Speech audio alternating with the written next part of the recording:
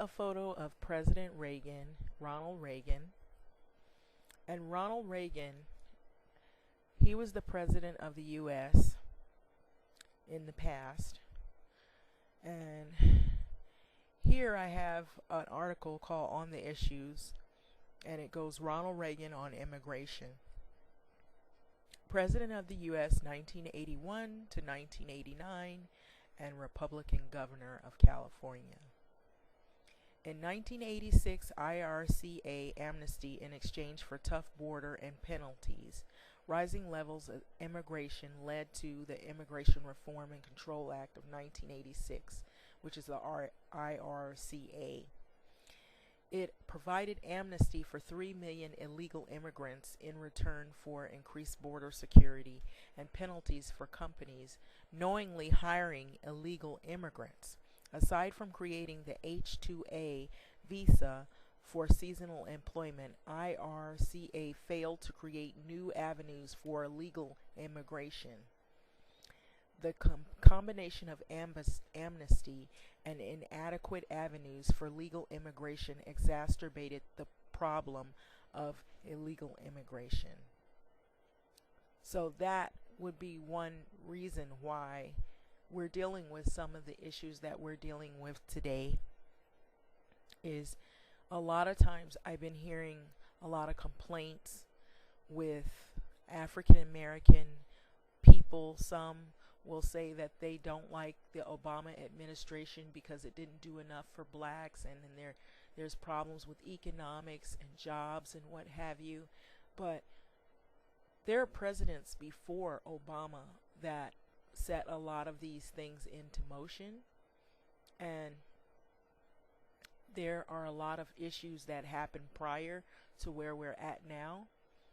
And a lot of times you'll find that these presidents will, sometimes they'll be opportunists. They'll go on campaign using religion as their platform, or they'll use social groups as pawns. They'll kind of like go for the social groups that they think have the highest number of residents in certain cities, and they'll try to get their vote, and they'll try to win their vote, and they'll tell you all these things that they'll grant you, like if it's good housing, good schooling, good health care, whatever, anything so that they can win your vote. And basically they're stroking the egos of these individuals because they want you to vote for them. But sometimes they can create more havoc than more gains. And so we've had issues with, police brutality, with racism towards blacks, racism and discrimination towards Hispanics, Latino communities.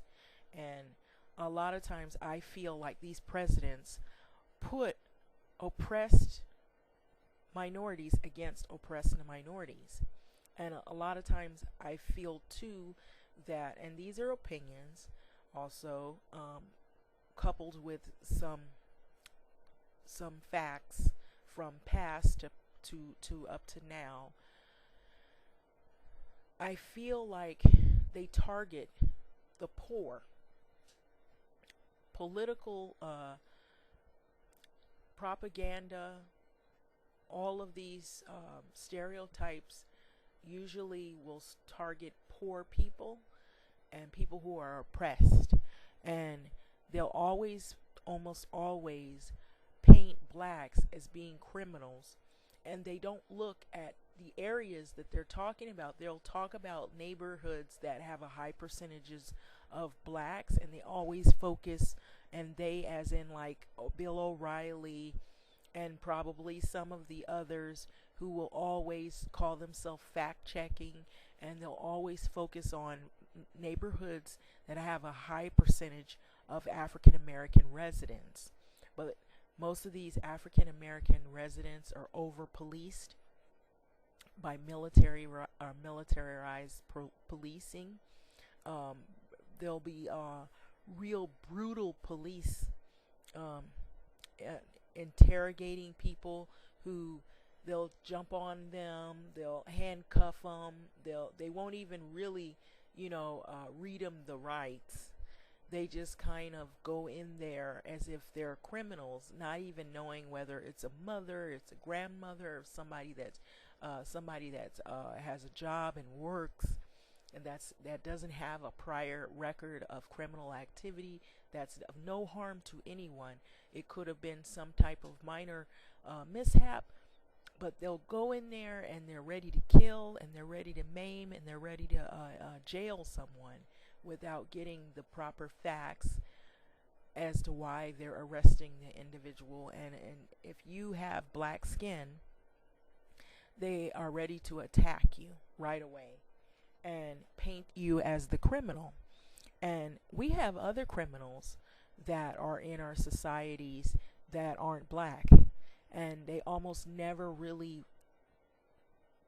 focus on that, and they always look at other groups. Being at those other groups, as in Latin or Hispanic, they'll always put Hispanic or Mexican culture as being, oh, they're not lazy, they'll work, and almost always you'll hear like the commentator of Univision, George Ramos, the Spanish commentator, always say that almost always he makes the claim that the Hispanic or Latino community will do the jobs that other Americans won't do. And I almost feel like he's not really saying what he wants to say, and I feel like sometimes he even wants to say the Mexican or the Mexican Americans do the work that the blacks won't do. And that's, I feel, really what he wants to say.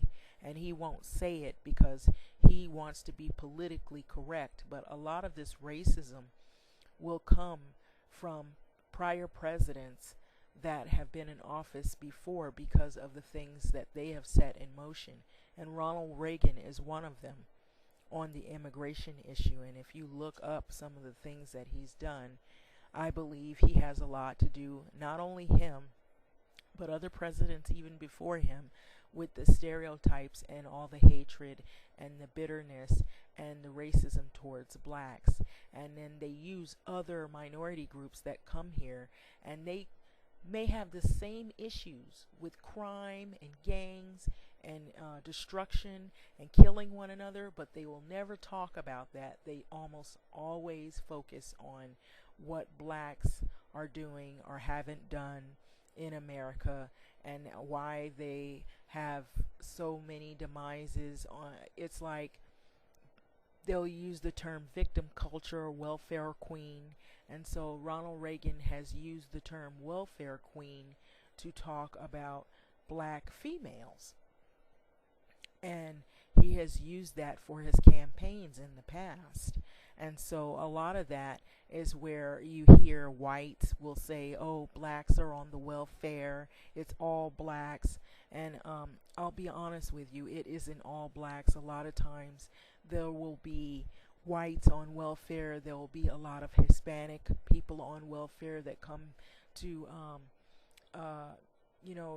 sanctuary cities, and they will have like large families because of their religious beliefs, maybe not using very much or very little or no birth control at all, and they'll have large families. And with those large families, if you're not making a large income, you need some type of public assistance or support. So I'll see a lot of times you'll see just in passing driving to work, if you drive past a Department of Social Services office, you see all different races of people standing in front of the welfare office, and I'll see a large number of Latino, Hispanic people standing in line, as well as anyone else.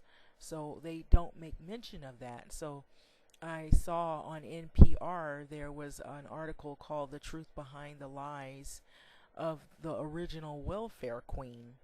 And so there's a long article about that, and it has to do with a woman by the name of Linda Taylor, who was never mentioned by name, but she was the subject of many of Ronald Reagan's 1976 presidential campaign speeches and anecdotes about a Chicago woman who defrauded the government of hundreds of thousands of dollars.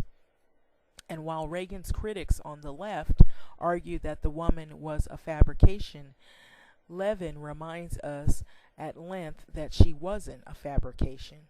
If Taylor was a character in a movie, people would dismiss her as an implausibility.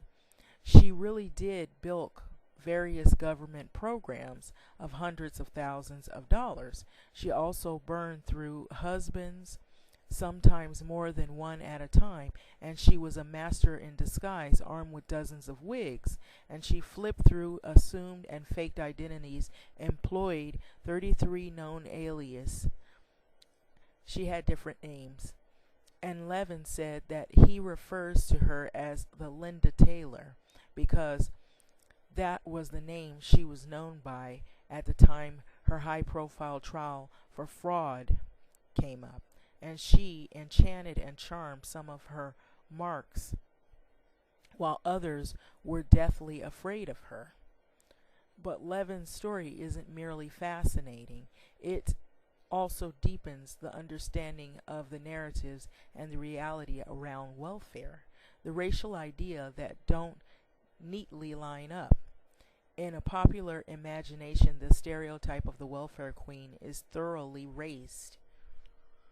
She's an indolent black woman living off the largest of taxpayers, and the term is seen as mainly a dog whistle, a way to play on racial anxieties without summoning them directly. Okay, so I may have pronounced that wrong. It was called living off the largesses of, or in other words, living off taxpayers' money. So Taylor's own racial reality is much harder to pin down, however. Born Martha Miller, she was listed as white in the 1930 census, just like everyone else in her family, but she had darker skin and darker hair, and people who knew her family told Levin that she had Native American ancestry, and one of her husbands, who was black, said she could look like an Asian woman at times, and another earlier husband, ostensible father to some of the children, was white, and during that marriage she gave birth to kids who alternately appeared black, unmistakably white, or racially ambiguous. At times she posed as a Jewish woman, and in one photo she has long blonde hair. She was white according to official records, and in the view of certain family members who couldn't imagine it any other way, Levin writes she was black or colored or a Negro. Excuse my French. When it suited her needs, or when someone saw a woman they didn't think or didn't want to think could possibly be Caucasian. Living off the system, the people who were opposed to welfare, Taylor's colorful transgressions were evidence of just how little oversight there was in the program and how easily it could be abused. In reality, Taylor stole her money from a host of government services and defrauded private individuals too. So, how much fraud is there really in the welfare system? So it goes on and on and on. So in other words, they were wrong about the woman's identity. The woman wasn't even, supposedly wasn't even black. But because of phenotypically she appeared to them as black, they labeled her the welfare queen. So there are other stories that go on to talk about Ronald Reagan's legacy. Ronald Reagan's legacy for amnesty for illegal immigrants. As the nation's attention turns back to the fractured debate over immigration, it might be helpful to remember that in 1986, Ronald Reagan signed a sweeping immigration reform bill into law, and it was sold as a crackdown. There would be a tighter security at the Mexican border, and employers would face strict penalties for hiring undocumented workers.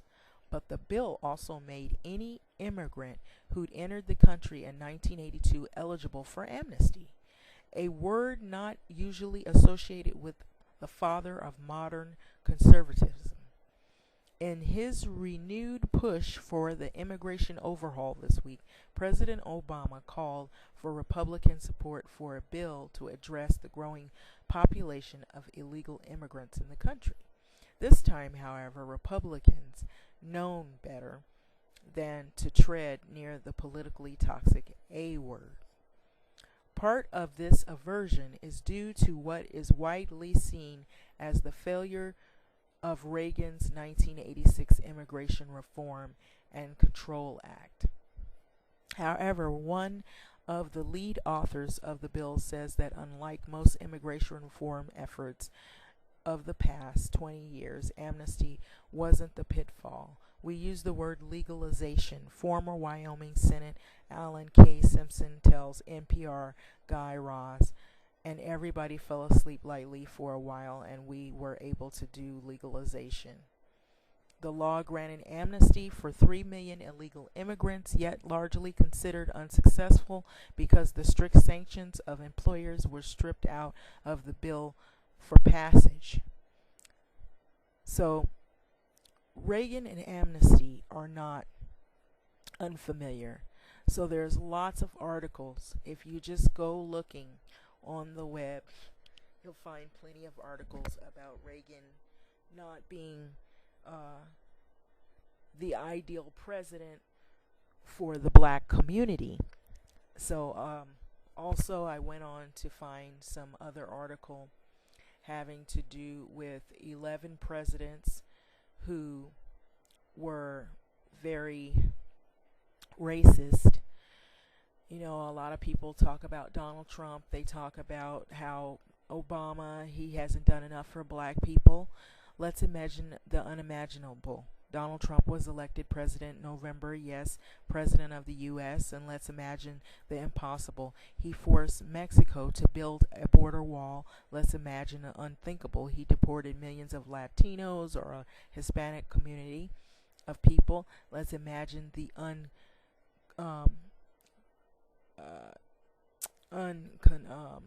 the way they explain it.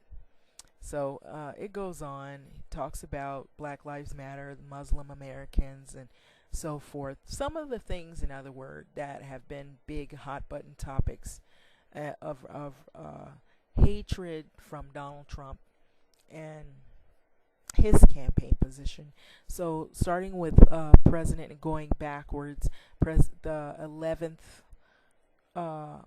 here, George Walker Bush, the 43rd president from 2001 to 2009.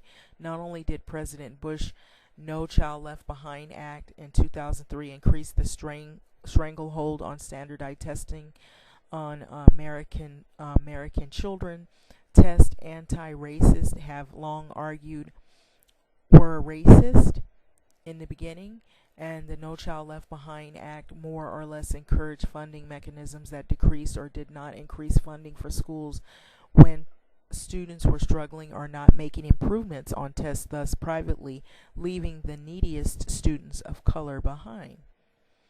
And then you got number 10. I skipped over a lot of things because there's a lot of text. So if you would like to read it, I will put this heading in the video underneath.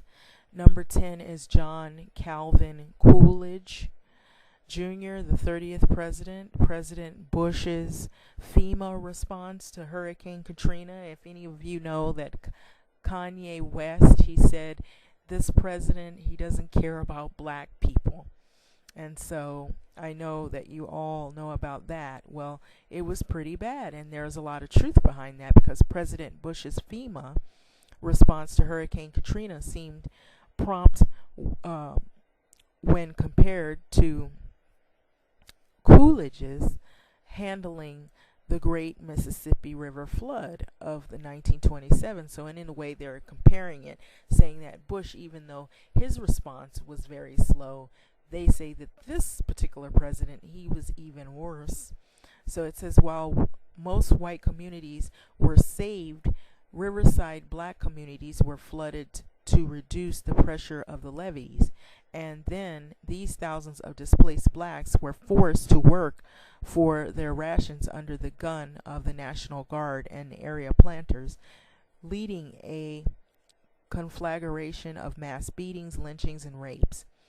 And the Secretary of Commerce, Herbert Hoover, who President Coolidge eventually appointed to head the relief efforts, capitalized on Southern segregationists and support for his flood mismanagement and succeeded Coolidge in the White House. Number 9, Dwight David Eisenhower, the 34th president between 1953 and 1961. Most presidents made this list for what they did. President Eisenhower made this list for what he didn't do.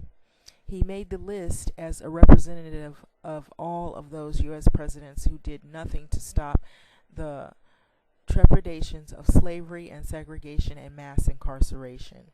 So it goes on to talk about when NAACP lawyers persuaded the U.S. Supreme Court to rule Jim Crow as unconstitutional in 1954, President Eisenhower did not endorse Brown v. Board of Education and dragged his feet to enforce it. Number 8, James Knox Polk, 11th president between 1845 and 1849. In the 1840s, Western expansion of the U.S. was uniting white Americans, while the Western expansion of slavery was dividing white Americans. Months after the President Polk took office, John O'Sullivan had imagined white Americans' manifest destiny to possess the whole of the continent which Providence has given us. So it goes on to talk about President Polk leaned on the racist idea. His administration waged the Mexican-American War, and it goes on to talk more about that. So if you want to look up that, you can.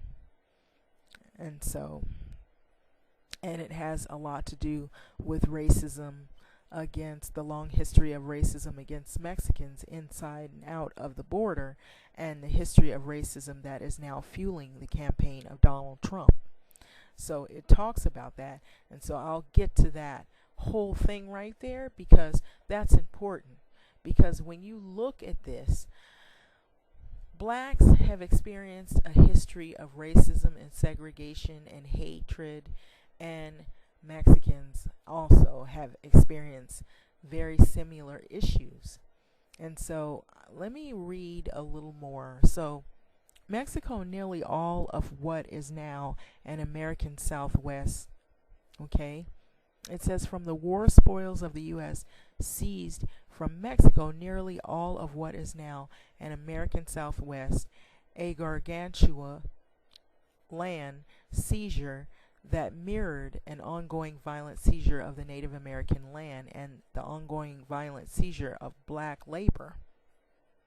This is where I bring in the whole ideology that black and Hispanic or Mexicans are very synonymous in some ways when it comes to discrimination, and I don't understand where all the fighting is coming from, but these presidents that we're dealing with have pit poor people against other poor people, poor whites against poor blacks, poor Hispanics against poor blacks.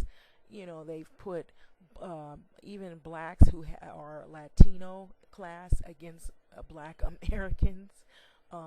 They've kind of put all of the people that they actually have been discriminating against to fight with one another, and that's distracting people from what the real bad guys are in politics. So President Polk led the fight against those politicians and activists pressing to ban slavery in the new southern western territories. This lifelong slaveholder was angrily hated and anti-slavery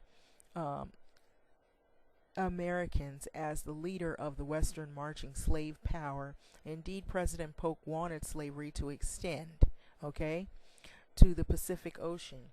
He looked away as white slaveholders and non-slaveholders danced around the legal protections for Mexican landowners inscribed. So I think that's important to think about. So that's where they kind of put other groups against others, starting way back. So there's Mexican landowners that were described in 1848 as the Treaty of Guadalupe Hidalgo, and went about illegally stealing the lands of the new group of Mexican American citizens. So all the while they're trying to stroke the egos of individuals, they're also undercover, they're stealing from the same people they're claiming that they're supporting.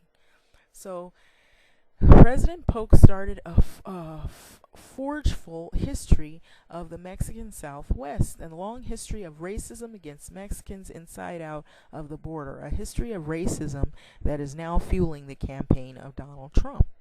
So number 7, Thomas Woodrow Wilson, 28th president between 1913 and 1921. The same reason why anti-racist students have been pushing recently for Princeton University to take Wilson's name down from the campus buildings are the same reasons why he made this list. It says that President Wilson never turned his back on the racist ideas he produced as a Princeton political scientist. President Wilson oversaw the resegregation of the federal government. Black federal workers were fired, and those that remained faced separate and unequal work spaces, lunchrooms, and bathrooms. He refused to appoint black ambassadors to Haiti and the Dominican Republic, as was customs. And then it goes on to say that Professor Wilson and the President Wilson unapologetically backed what he called the Great KKK or Ku Klux Klan and championing the Klan's violent disenfranchisement of Southern African Americans in the 19th century. So it goes on to talk about these presidents and some of the horrible things that they've committed. And we have to look at also Bush, how he has a hand in supporting some of the stroking of Hispanic immigrants, and he was also involved in some issues in the past with the war on drugs. And so that's a whole nother ball game or another animal, but it also was the demise in poor black neighborhoods in the 80s, where you had the crack epidemic and there was the Contras, which Ricky Ross, the real Ricky Ross, talks about in documentaries, where they had plotted to use crack cocaine, so that's why you have this great mass incarceration of black males in a lot of the prison industrial complex system. And so now I'm going to digress. Number 6, another president, Franklin Delano Roosevelt, the 32nd president, 1933-1945. Eleanor Roosevelt's storied life after the activity of the Civil Rights Front that could not save her husband from making this list. Neither could the storied life of the activity of the racist front of his uncle Theodore Roosevelt save him either. FDR's racism was even more impactful than that of his uncles, Teddy Roosevelt, the executive order of 1942 that ended up rounding up and forcing 100 Japanese Americans into prisons of World War II is arguably the most racist executive order in American history, and he thankfully spared German and Italian Americans from the military prisons, but that showed his racism. So it goes on to talk about that as well. So there's more in that. Also, coding black neighborhoods is unsuitable for new mortgages. So there was that whole thing with the New Deal. The federal relief was locally administered, satisfying Southern segregationists. He had everything to do with that as well. So number 5, Thomas Jefferson, the third president from 1801 to 1809.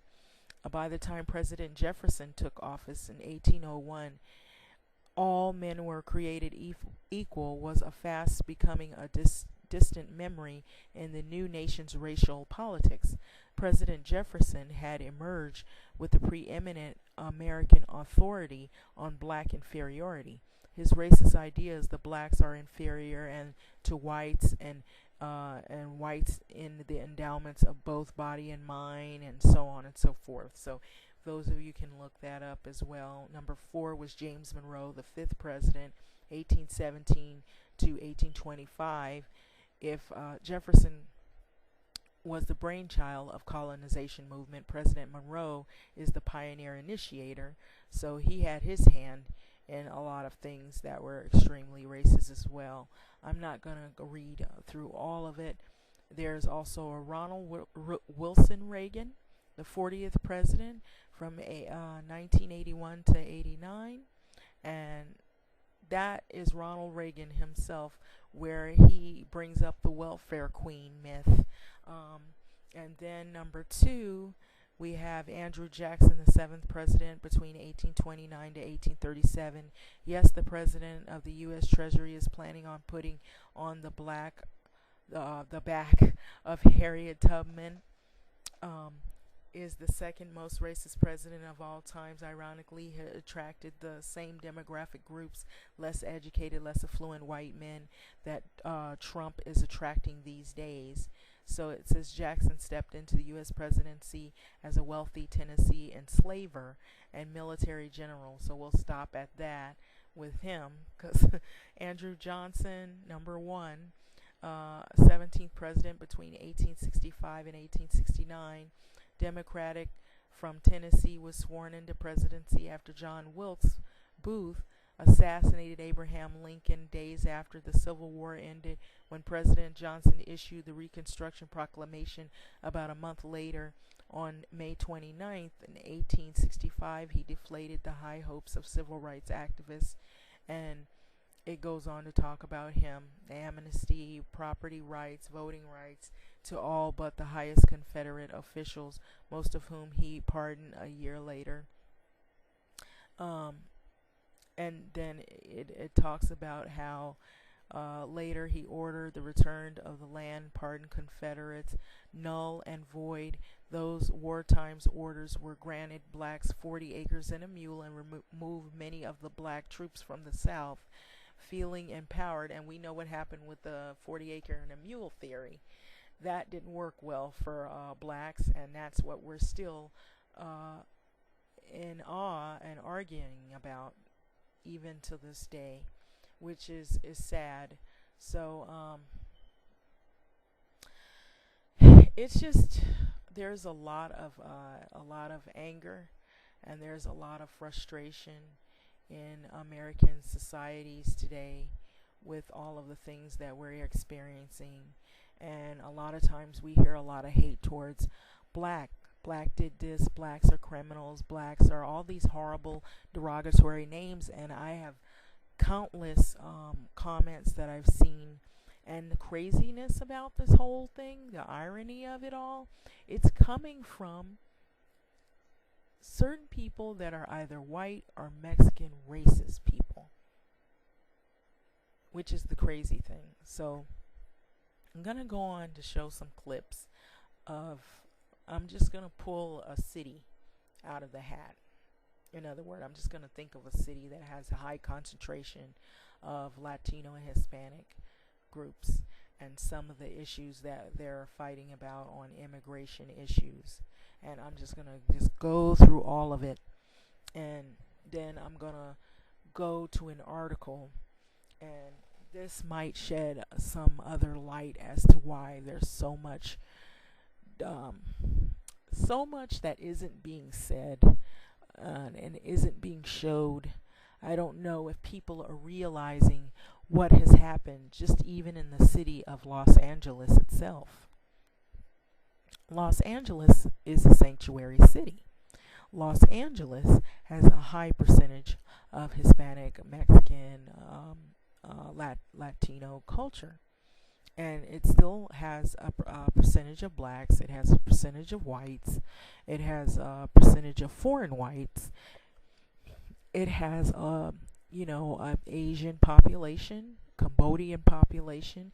It's a big melting pot. So in particularly, it also has Indian and East Indian, foreign blacks from like Ethiopia, Jamaica, Haiti, Dominican Republic, and Belize, and it's a real big melting pot.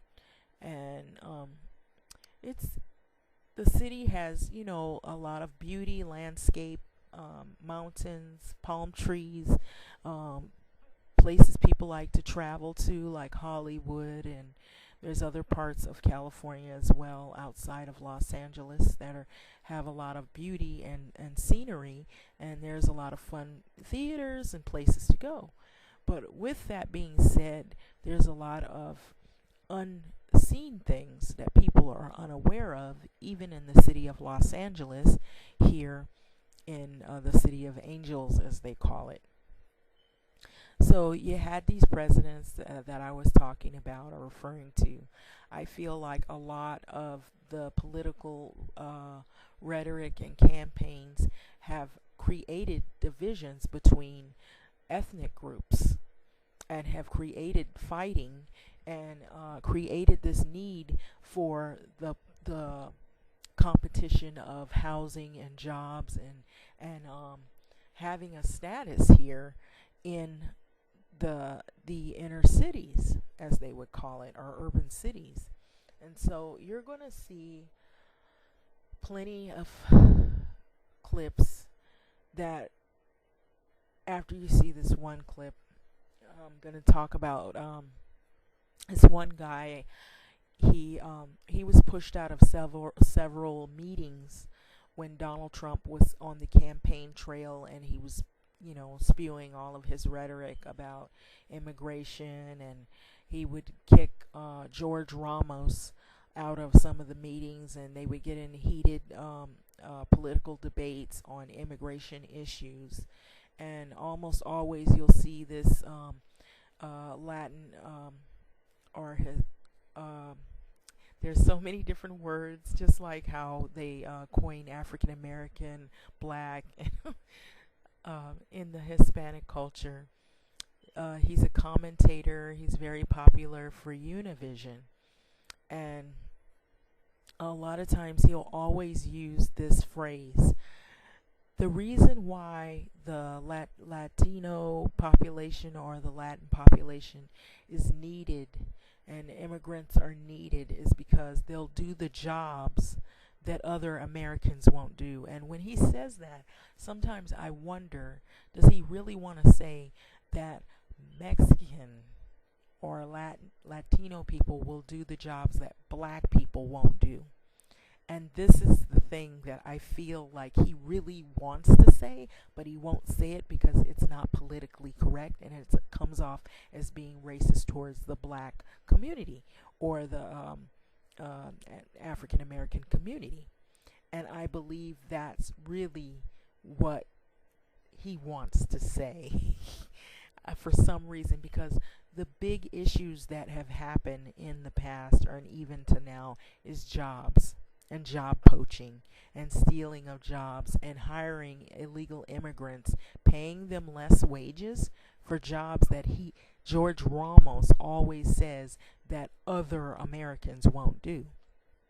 Well, the big problem here, even in Los Angeles, is that some of these same people that are going around talking about all of this hate and talking about how they're fueling this race war between ethnic groups and this competition between ethnic groups, and they're using these commentators, to get in the middle of it. This is George Ramos, and they're using these presidents. They're using themselves as a way to get the vote of people from different social groups, and they put people against one another politically to fight with each other over jobs. And George Ramos will always say this: they need immigrants because they'll do the work that other Americans won't do. And so let's look at some of the workers are the people who come here. And one place where a lot of undocumented workers will go, or people who want to work, is Home Depot, and they'll wait for somebody to pick them up so that they can do odd and end jobs to make some cash or some ends meets or something like that.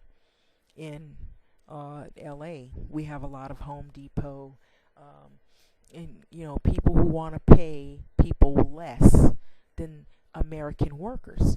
That's a big problem. And a lot of the people who are spewing this hate and putting people against one another is usually, I'll be honest and blunt, they're wealthy white people who don't want to pay blacks, or they don't want to pay legal citizens in America fair wages, and they'd rather hire undocumented people like this to work for a lot less because they're keeping money in their pockets. And so you'll see this type of stuff in front of Home Depots or Lowe's, and usually Home Depot is where I've seen this happen in Los Angeles, and I would bet it would happen in other areas where you would see this going on, where you have people who will stand there for hours early in the morning, and they're waiting for somebody to pick them up. Now, in that group, maybe not all of these individuals are bad, but you don't know which ones are rapists. You don't know which ones are criminals coming from Mexico. You don't know which ones are murderers. You don't know which ones are child pedophiles. You don't know who these people are, and they don't speak English, or they speak very little English, if any at all, and you have to have somebody that can speak the language in order to get them to do these odd and end jobs. They don't have probably proper health care. You don't know what diseases that they could be carrying. There's a lot of things. It could be hepatitis. There's things that you can catch that are even airborne, believe it or not, from coughing. And so then you have this lovely thing of cutting grass. They call it landscaping now. It's become a whole new industry. I remember when people were cutting their own grass, and they were manicuring their own lawns, and they were taking care of their own yards. But now we have these people who are competing for jobs, which George Ramos will always say they will do the jobs that other Americans won't do, but also do for a lot less. So, okay, so let's say you have legitimate landscapers who are they're not immigrants. They have citizenship, and they have a business. So they'd rather hire some person that'll do the landscaping. They'll go get him from Home Depot, put him on the back of their truck, and tell him, can you come cut my grass for a lot cheaper than somebody I gotta call in the phone book and hire that has legitimate skills, and that I have to pay fair wage to. I don't want to pay fair wage to them when I can just go get somebody from Home Depot and pay them $20 to cut my front and in the backyard. This is the kind of stuff that happens. And the people who hire them, white people, white racist people, who they don't like blacks, and they don't like Hispanics or Mexicans or Latinos, but they'll go out and vote for Donald Trump and listen to him say all of these things about blacks and Mexicans, and they like to hear people fighting with each other. And then they step back, they have these nice manicured lawns, and who is cutting their yards? Who is the nannies of their babies? They're screaming, hollering babies. Undocumented workers that they're paying a little bit of nothing to, because they won't hire blacks because we're quote unquote lazy. They won't hire regular American citizens because they got to pay them fair wage. So they'd rather hire people they can pay a little bit of money to. So you've got all this competition. Everybody's cutting the lawns. Everybody's blowing your leaves. Everybody's doing all these things. And so they paint the picture. And this is what's sad. You have to be honest and say, why? Why are they doing this? Painting a picture of people being innocent and not having a criminal background, and oh, they just want to come and have a better life. The people coming from all these countries. And last I checked, Mexican government had corruption just like American government has corruption, and Mexican government was saying that they wanted to arm their citizens from the cartel violence, and that the reason why for many people that didn't realize why so many were coming was the amnesty and the violence that was happening in Mexico. So this is what we see here, the making of Los Angeles a home, okay? And here you see it looks like this woman is not a criminal. She doesn't look like she's going to hurt you or she's part of a cartel. She looks like she really is coming with her child. She wants a better life. But while on the other hand, you've got others who aren't coming here for the same purpose and who are arrogant, and they can be racist. They can be reversed racist people where they, even though they're from an oppressed group, they don't care. They can be racist to whites, they can be racist to blacks, and then they can be, not even really speak much English. And they have this arrogance and animosity, and they'll come here with that arrogance and animosity. And there's criminals, there's murderers, there's rapists, there's pedophiles coming from different countries just like any other country, and you don't know which ones, who are the criminals and who really is just coming to find work and flee the violence of Mexico. So when people are here, what do? This is not a better life, joining gangs, creating new gangs here in Los Angeles. We have a lot of gangs. Gangs are like the biggest thing in LA. And so you have many gangs. They'll put the tattoos on their stomach, they put it on their head, they put it on their face, their back, their leg, anywhere. They've got teardrops. They brag about how long they've been in prison, what they've done, what kind of crimes they've done. They even teach the children, their future gang members. There's several different gangs, over more than 196, probably even more gangs in Los Angeles alone.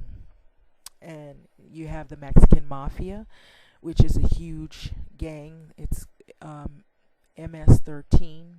And they want you to know that they're going to, be cruel. They want you to know that they don't have a problem murdering and maiming and killing. And you see some of them start real young as teenagers and even younger. And some of them don't want you to see their face. They don't want to reveal what kinds of things that they're going to do. But this is what is in the LA area. And they always will focus on the populations of neighborhoods that have only blacks, and they'll say black on black crime, and blacks are criminals, and blacks are all these negative things, and they won't look at other groups that also have similar issues or same issues, and they pat other groups on the back, and while they're denigrating another group to look as though they're lower. And I've heard comments online saying that there'll be some Mexican people saying Mexicans are not blacks' friends, blacks are not the friends of Mexicans, or we don't like black people, and the N-word. They call each other the N-word. They listen to African style music. They have black tios and tias in their family, and they have black ancestry in their family, and they won't acknowledge it. You see this young girl underneath, she has a baby, and this girl's tattooed 18th Street. This is in Los Angeles here. And so they're proud of their gangs, they're proud of their violence. And if you looked at the presidential campaigns when they had, which I was disappointed at some of the things that Donald Trump was saying, the way he said it and expressed it without explaining his views, thoroughly. But he was just really cutthroat with it. And you see what kind of thing came out of Costa Mesa and some of these various neighboring cities to Los Angeles. That what you've seen, people tearing up things, busting windows and car windows and tearing up the cities and rioting and defacing and cussing and violence, those were gangs. So here you see, this is also, I believe, it might be Mexican mafia. I don't know if anybody's big on reading. Some of it, there's tribal symbols, or just they're Hispanic or Mexican symbols. Some of it has to do with parts of the culture. But a lot of times you'll find most gang members will tattoo even some of the crimes that they've committed. They'll tattoo it on their body because they those are the things that they think that they're proud of, that they want people to see that they're tough. And I'll hear statements like blacks are bullies and blacks try to gang up. And from what I've heard in Compton and neighborhoods where blacks have resided for years, that there are Mexican gangs, Latino gangs that will gang up and bully innocent black children. They'll, they're gunning down. They even kill each other in the Latino and Mexican community. They kill each other. They turn against each other. So they also commit crimes against one another, and nobody talks about it. So you have the avenues. You have women who are Latinas that are in gangs here in LA County, and you'll have people who they'll tattoo their head, they'll tattoo the top of their skull, they'll tattoo the back of their skull, their ears, every part of their body with gang paraphernalia. There's different types of tattoos, of course, and you'll have people that'll tattoo all of their gang streets names. This one says Compton. So, and the number of the street, and some of them come from the projects, and it's a takeover bully culture mentality to scare people, to show you that they run the neighborhood, streets and buildings and places that they don't have money to own, but they claim that they run it because of criminal element. And I believe the reason why all this is happening is because the cartels are already here in Los Angeles, and nobody's talking about it. And I believe that that is why we have so many gangs here in LA, is because the cartels are behind it. And it comes from within these prisons, and outside the prisons, these gangs sort of, if they're told to kill, or they're told to maim, or they're told to control neighborhoods, then the Mexican mafia is behind some of this, or the cartels. We've heard about El Chapo, we've heard about the Sinaloa cartel, we've heard about multiple cartels like Los Zetas, and we've heard about Saltruchas, Norteños, Marvilla. There's many gangs. There's so many gangs, I can't even name all of them.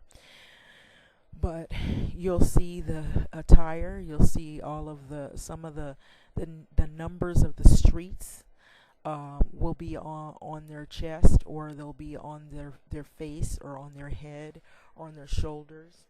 And a lot of times it shows a pride of the gang, and that they're not afraid to show you who they're a part of. even if it is something that is negative and that is really making them look bad in terms of a group. And not everybody is in the gang, but if to have so many people that are in this is a big problem. You'd have to wonder, well, where are all these people coming from that are a part of these gangs? Why is this happening in these cities?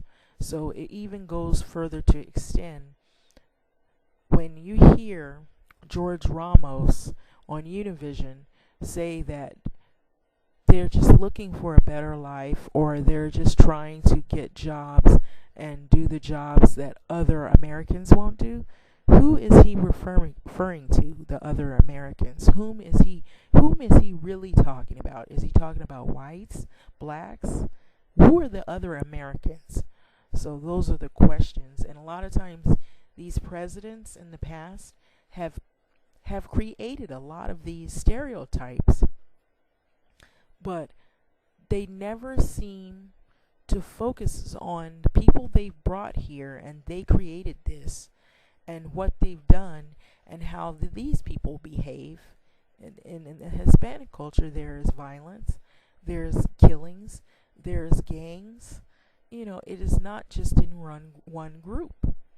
And they'll use, oftentimes, Mexicans to go against black people. And it starts from the prisons. It starts from prison fights. In prison, you see even whites separating from the Hispanics, and then you'll see blacks separating from the whites and blacks separating from the Hispanics, and people, they stay within their own culture group of who they phenotypically look like. So as you go on, you'll see where there, like I said, there are females that'll have lots of babies with these gang members, and if they're a gang member and then the father's a gang member, guess what the kids are going to become? Gang members. So this is what happens, is generational gangbangers. You seen the clip earlier of the kids taking a photo with all of their gang members behind them, which they're probably their dads or their brothers, or they're related to them. Then this is what you're going to get in the public school system in Los Angeles County and everywhere else that has this problem. So what do you think these people are teaching their kids when they go to school? And how to respect other kids, how not to fight, how to respect their teacher? No, that's not what they're doing. They let them do whatever they want, and then they're going to be involved in the gang life. So this guy, he's supposedly, where I got him from, he wants to get out of the gang, but as we all know, if you don't know, it's called blood in, blood out. You can't get out of the gang unless you fight your way out, or you get killed to get out, and usually get killed. And so when guys begin to get over 40 and they've been in gangs for so many years, this is what they turn out. They're OGs. They call them the OGs, old gangster. And then they're even prideful about it. They tell their war stories about the gangs, about what they've done, what they've been through, who they've killed, how much time they've served, how many teardrops they have. And so this is a map. You know what it is? It's a gang map. Los Angeles, Pasadena, South Pasadena, and all the graying areas are showing you where the gangs are. And this is an older map. That graying area is spread out a lot more now in these areas. And this is how Los Angeles looks. The walls, the freeways, the buildings, the houses, the neighborhoods. And who's paying for it to be cleaned up? Taxpayers are paying for this to be cleaned up. This is what our taxpayer money is going for. Those who want a better life, those who will do the jobs that other Americans won't do. Okay, so maybe they can start hiring these other Americans to do the cleaning up of this job. Should we do that? Because we're not getting hired everywhere else. What is going on with that? So I've heard a Mexican man, he was saying that on purpose they weren't hiring blacks for certain jobs. They were only hiring Hispanics. You know, and then if you look at some of these shops, the Asians will hire Hispanics they've blackballed or they won't hire blacks. So they put other ethnic groups against black people. Who's doing that? I blame it on these presidents and the political system that we have in place that's always putting other groups before blacks. And see this, you're going to see freeways, walls, gang writing everywhere. And is it black people doing this? No. It's the very people that they claim that they want their borders controlled now. Why do they want their borders controlled when in the first place they're the ones that wanted it open?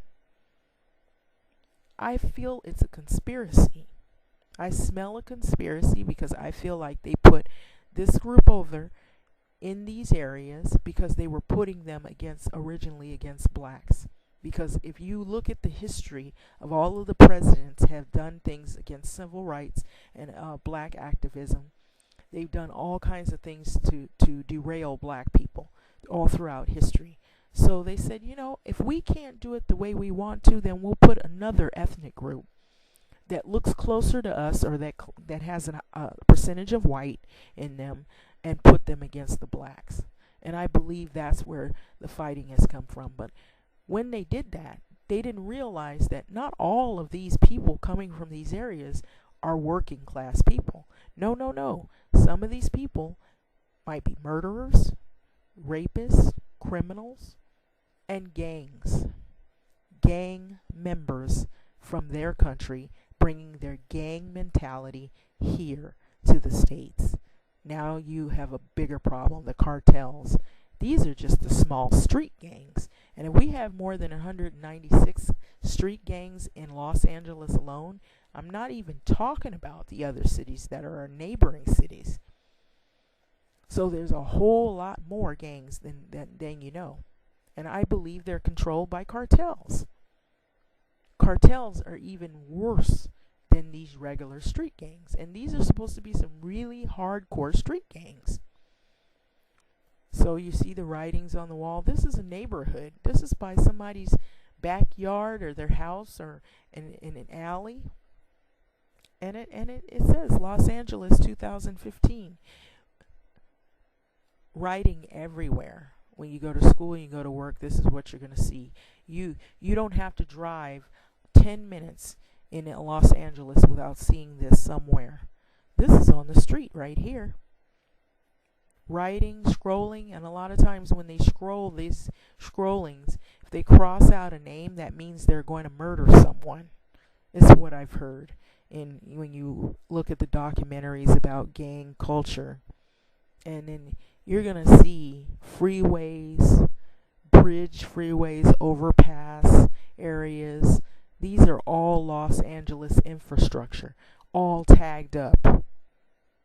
Gang writing everywhere. And I believe this is the reason why we're hearing all this craziness from Donald Trump. Because the reason why is because they know they screwed up. They were thinking that, they're just going to not hire the blacks. But now whites are not getting hired on jobs because the Hispanics are taking over those jobs. Because I've even heard some people saying, who are Mexican, saying, we're the new whites. We're the new racist white people. We're the new whites. They got to move over. I've heard this. I heard a person comment that. And so whites are mad about that because it makes them feel as though they no longer have a hold on this country. And I believe that this is why they want to control the borders, because now it's taking their jobs away as well. They're thinking they're being smart by trying to weed out blacks, and so they use this group to fight against us, and now they turn around and those very groups they're using are fighting with them. And I believe that's what's happened. Look at the freeways. This is Los Angeles. This is gang central. This is what we see here. What is Donald Trump going to do about this? They always talk all on the news about infrastructure and how they're going to use money for all these places that aren't even here in America. And look at how the roadways look. Look at this. This is an eyesore. So if you're making a better life, why are you trying to write on it and scroll on it and put death signs on it and gangs? Look at this. Take a look at all of this. When they clean this up, who pays for this? How much money does it take to clean this up? And how much money are we using to clean up this mess? And nobody talks about this. This is a real problem here in America. This is what's happening in the LA area. And I'm sure if it's happening in LA, it's happening in neighboring cities where you see this eyesore. And then if you look at the freeway signs, guess who's cleaning those up? Caltrans. And who's paying for it? Taxpayer money. They're cleaning up the freeway signs. So if you've got all that crap written all on it, you can't even see where you're going when you're riding on the freeway. You need to see the numbers. You need to see what street you're going to turn down. And if you got everything all scrolled up and you can't even see where you're going, then what's the sense in all of this? It's lunacy is what it is. It's chaos. It's mayhem. It's terrible. This is not a better life. It isn't.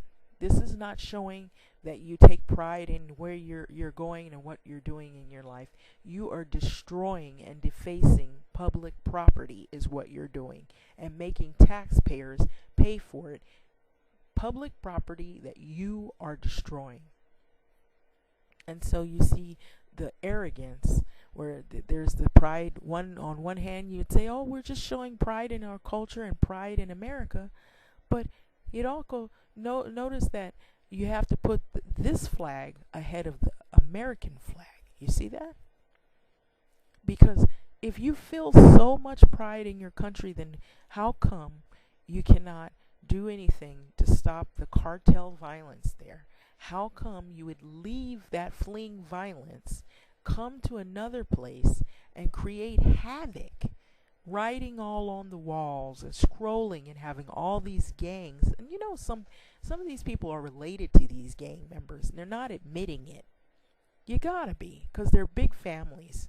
And when one knows the other knows the other, because they're related, they're cousins, they're tias, all this kind of stuff. Prima. So they blame Obama and say, you can't court us and deport us. Okay, so they said he was deporting, but I believe he got pressure to deport. And, you know, in the relationships, women are not valued always. You just have babies, have a lot of babies, and then what are you going to do with having a lot of babies? If your husband is out in Tijuana and he's sleeping with prostitutes, or he's on Western and Adams, he's sleeping with prostitutes that are like 15 and younger, you stay home, shut up, and have the babies. Don't say a word. Don't talk back. You're going to get hurt. You know, you cook for me, feed me, have all my babies, my 7, 8, 9 kids, and the rents are so high out here. You know, you're not living on a farm. So what are you going to need? Public assistance. Public assistance so you can feed those babies. And, you know, then they call blacks bullies, but they're going to get online and they're going to say something nasty and say blacks are not our friends, blacks are criminals, or blacks are, you know, call you animal words and things like that.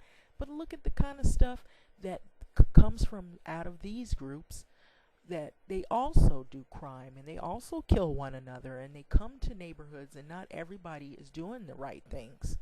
And this is usually coming from people who probably, they don't even care. They don't care. They don't really want a better life. They just want to kind of get over as well. So having babies, they think if you get on the welfare, it's a career move. Just stay at home and watch novellas, eat bonbons and sit around and watch your, Spanish shows, and then go up to the school, and pick up all your babies when you feel like it, and don't do anything while your husband's out probably making babies somewhere else and making that woman end up on the welfare. So, they say they come for the American dream or a better life. Well, guess what? It's dead. It's over. Not if you're writing on the walls, fighting with other oppressed cultures, and you're bringing your crime element over here. You're killing innocent people. You're not really looking for a better life. And, by the way, not only blacks and Hispanics are on welfare. I've seen whites. I've seen Hispanic people who look white. They're on the welfare. They always coin the welfare queen as being someone black, when come to find out, she wasn't even considered black. She didn't even consider herself to be black. She was on the census claimed as white. So welfare is not a career or opportunity. I don't care what anybody says. And see, this is the misconceptions that people get, and they always want to blame blacks for everything. Blacks are the scapegoats. And I'm not saying that they don't do that to Hispanics, but blacks seem to always historically have taken the brunt of the short end of the stick when it comes to blaming in terms of welfare spending. So this is an older graph or chart of what welfare, the reform, total welfare spending, and rising despite attempts of their reform. This is 2010, so I believe it would be a lot different today. If you have to be drug tested before taking a paycheck, getting a job, then it should be the same for welfare, and I heard they are doing that. And now, since we have this fabulous movement to legalize marijuana, blacks are always at the face of that as well. Blacks always smoking marijuana. I'm not saying they don't. But, I've seen a lot of Hispanic, a lot of Mexicans smoking marijuana, a lot of whites smoking marijuana. I've seen a lot of white people smoking marijuana. It's not just blacks. So, I don't think it's fair to only focus on one individual to say that it's always the blacks doing it. That's wrong. It's not true. So you see these protesters, and they don't seem very happy about some of the things that have been going on as well. And so now you're going to see a guy who is a cop killer. He is a well-known cop killer, and this recently happened in October 2016, where he intentionally wanted to pursue police officers. His name is John Hernandez Felix from Riverside County, California, and he had the intention of killing cops. And so nobody talks about this. And guess what? He's a gang member. He is a gang member. There's an article about him, and I will put that underneath the video. And so all of this stuff, I don't think people really look at what damage has been done, even in Los Angeles alone, that there's a large population of gangs. And everybody always seems to say black on black crime, and blacks did this, and there's police brutality against black. You need to start looking at these other groups and what kind of stuff they're involved in.